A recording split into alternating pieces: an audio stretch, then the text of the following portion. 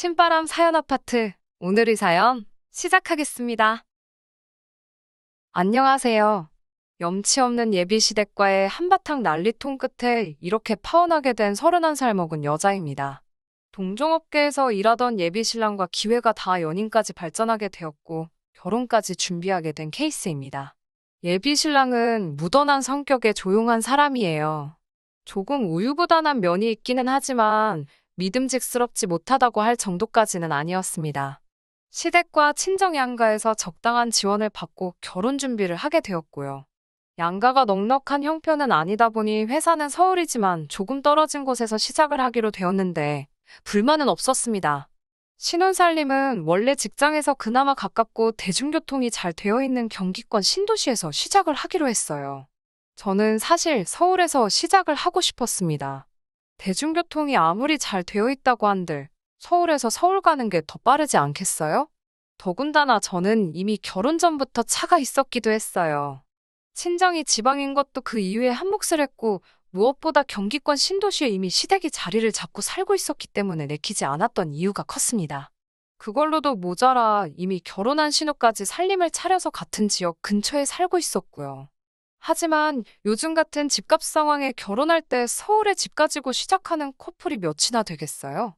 제가 우겨봤자 저희 집에서 받는 지원 뻔하고 시댁에서도 더 나올 부분이 없는 걸 아는 상황에서 제가 욕심부린다고 무조건 서울에서 시작하겠다고 할 수가 없었습니다.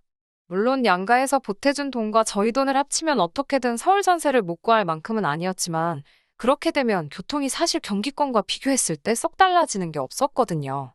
당장 욕심부리지 않고 형편에 맞춰 시작하고 하루빨리 자리 잡아서 서울로 오면 되지 않겠냐는 예비 신랑의 설득에 하는 수 없이 그렇게 하기로 정하게 되었습니다. 설득당할 때도 제가 너무 허영심이 많은가 하는 생각을 했는데 결혼 준비를 하면서 하나둘씩 보여준 추악한 그자들의 모습에 누가 허영심이 많은 건가 하는 생각을 하게 되네요. 제 차는 경차입니다. 여자가 경차 탄다고 무시당한 적도 몇 번 있기는 했지만 제가 면허를 처음 취득한 사회초년생 시절부터 여태까지 저와 함께 어디든지 다니며 정이 잔뜩 들어있는 소중한 자동차예요. 결혼을 한다고 해도 저는 당장 이 차를 다른 차로 바꾸거나 할 생각이 없었습니다. 큰 차를 끌기에 운전이 미숙한 건 아니지만 경차 쓰면서 주차할 때라든지 혜택 보는 것도 많고 유지비도 저렴한데 굳이 결혼했다고 큰 차를 끌고 싶은 생각이 없었어요. 그런데 시댁에서 자꾸 저보고 이제 결혼하게 되면 큰 차로 바꾸라고 하는 거예요. 아이가 생기면 큰 차가 필요하다나 어쩐다나 하시면서요.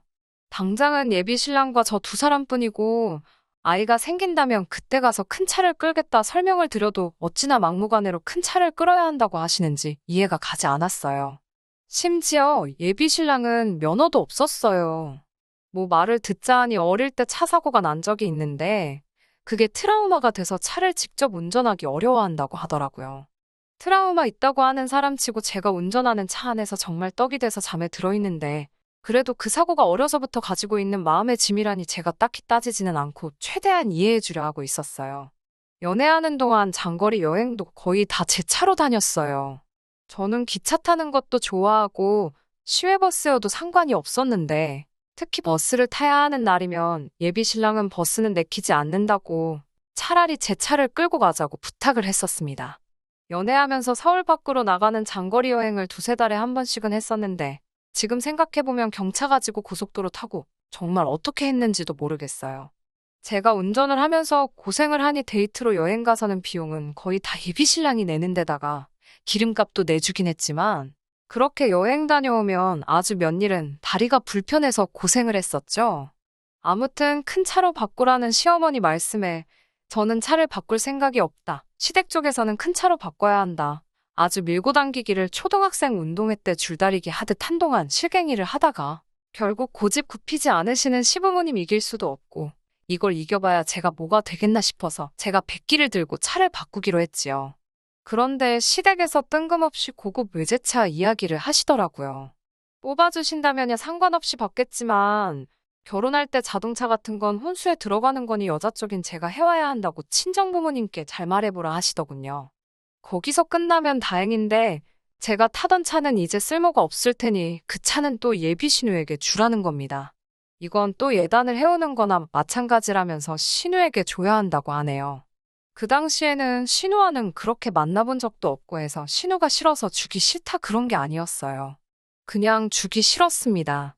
말한 대로 내가 평생을 타온 자동차이기도 했고 그만큼 정도 많이 붙었으니까요.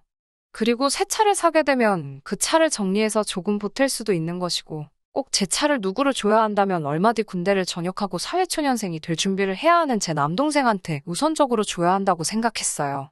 그 말씀을 하실 때 남편도 제 옆에 같이 있었는데 예비 신랑은 제가 타던 차를 누가 갔던 간에 그건 신경도 안 쓰였나 봐요. 외제차를 검색하면서 이건 어때 저건 어때 하면서 자기가 평소 타고 싶던 차를 검색을 하면서 저한테 보여주고 있더라고요.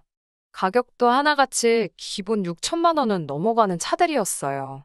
개중에는 1억 넘는 것도 있었습니다.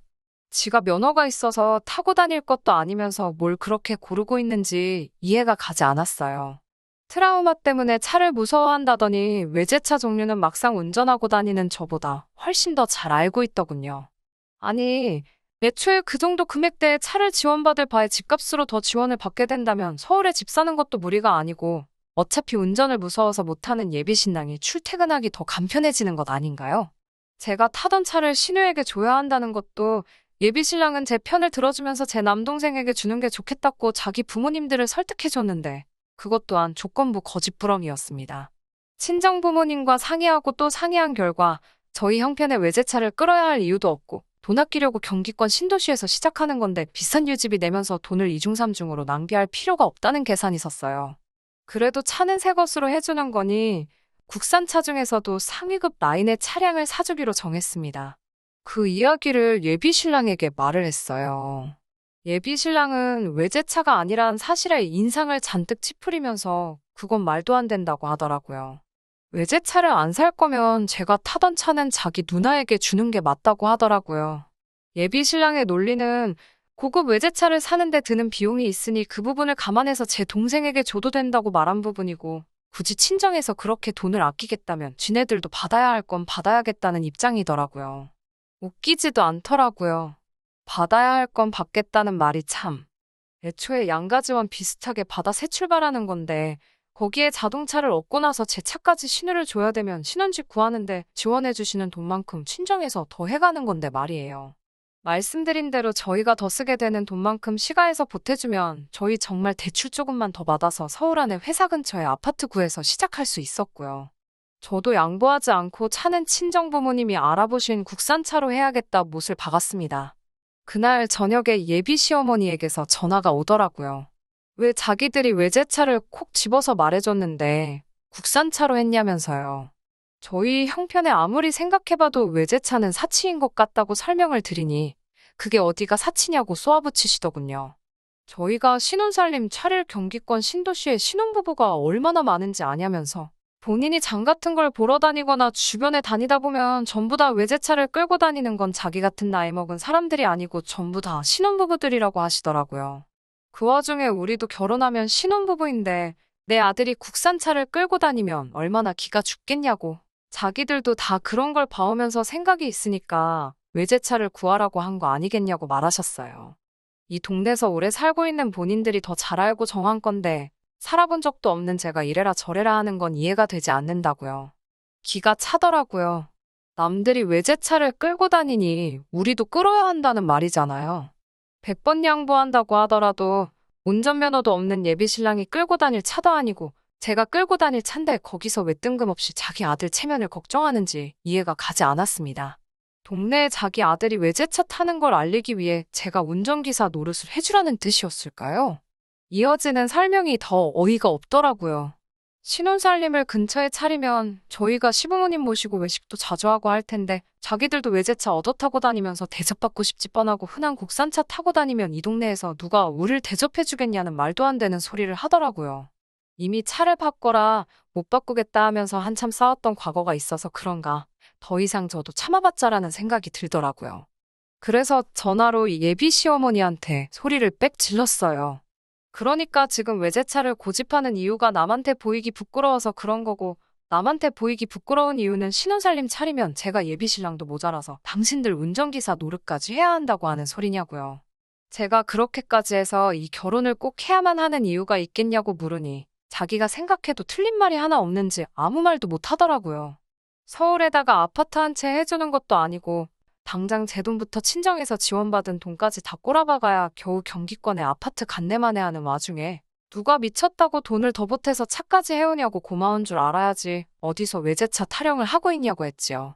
예비 시어머니는 그렇게 잘나셔가지고 같은 동네 끼고 사는 신우한테 혼수로 외제차 한 대를 못 해줘서 예비 며느리가 타던 경차를 예단으로 주라 마라 하고 있냐고. 그거 완전 거지 중에서도 산 거지 아니겠냐고 거지 근성 가득한 사람들과 한 식구 되고 싶지 않다고 한마디 했어요.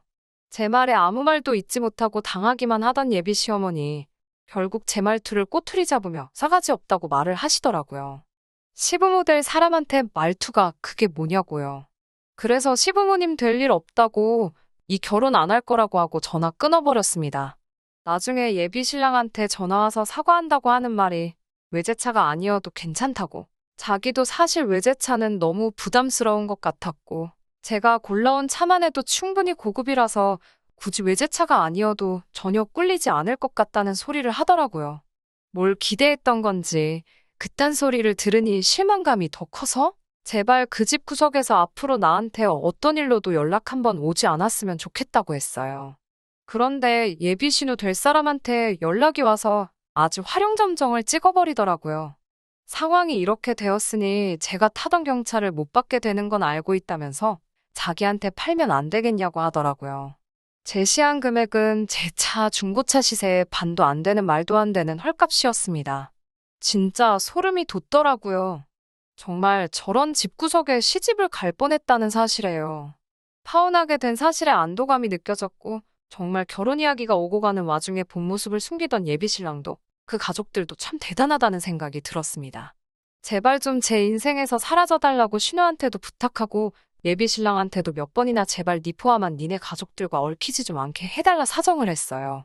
동종업계에 다니다 보니 예비신랑과 오래전부터 일하던 사람을 알게 돼서 파혼 후 한참 지나서야 알게 된 사실인데 정말 그 이야기를 들었을 땐 온몸에 소름이 다 돋더라고요. 저의 남편이 될 뻔했던 그놈, 사실 교통사고를 당해 트라우마가 있었다던가 하는 건 다 뻥이었습니다.